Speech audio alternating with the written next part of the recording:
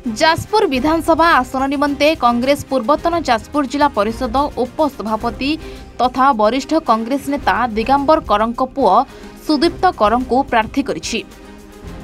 गतकाली कांग्रेस दल घोषणा कला परे आज निर्वाचन प्रचार को ओह्लाइछन्ति।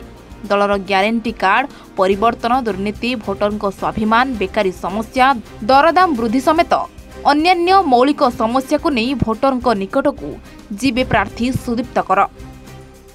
एथर निर्वाचन में भोटर जड़े भल लोक निर्वाचित करेंगे बोली प्रार्थी श्री कर आशावादी अछंती। सुदीप कर आईएनसी जाजपुर प्रार्थी।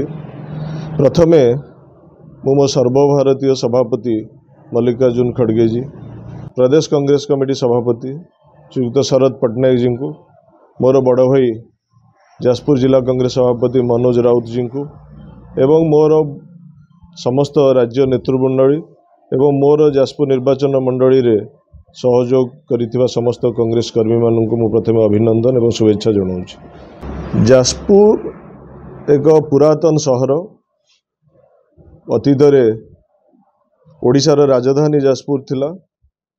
ए पुरातन सहर को भांगी रुजिकी ध्वंसस्तूप परिणत करने जो मसुदा चली ताकू प्रथम विरोध करा हबो। जाजपुर परमेश्वर पंडा रिपोर्ट, एवन ओडिशा।